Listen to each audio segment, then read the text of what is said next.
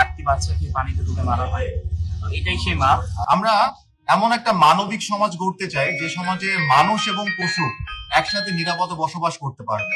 আর যে কুকুরটার 8টা বাচ্চা পানিতে ফেলে হত্যা করা হয়েছে বস্তায় বেঁধে, তো তার আমরা আসলে সুষ্ঠু বিচার পেয়েছি, সে অলরেডি জেলখানায়। আমাদের শ্রদ্ধেয় ইউনো স্যার আমাকে গত রাতে বললেন যে অমিত, 2টা কুকুরের ছানা যদি এনে দেওয়া যায় তাহলে হয়তো এটার একটু লাঘব হবে। তো আমরা প্রথমে ওর দুধ দোয়ালাম এবং দুধটা ওদের গায়ে আমরা যে ম্যাশ করে দিয়েছি, মাখিয়ে দিয়ে ওর কাছে নিয়ে আসার পর ও এখন ওদের গ্রহণ করে নিছে, আলহামদুলিল্লাহ। বাচ্চাটা কুকুরে আছে, সেক্ষেত্রে আমরা এইসব অমিত সাহেবকে বলি যে দুটা শিশু বাচ্চা যদি ব্যবস্থা করা যায় কুকুরের, যাতে দুধ সে দিতে পারলে বা অ্যাডজাস্ট হয়ে গেলে আমার মনে হয় সেই সুস্থ হয়ে যাবে। এই উদ্দেশ্য থেকে আসলে এটা করা। তো এই জন্য আসলে ইস্যুদ্দিন ব্যানারে যারা সহযোগিতা করেছেন, সবাই যারা কষ্ট করেছেন, সবাইকে ধন্যবাদ। এবং আমরা এটা যেন ইয়ে করা হয়, অ্যাডজাস্ট হয়, এটা আমরা ঠিক করতে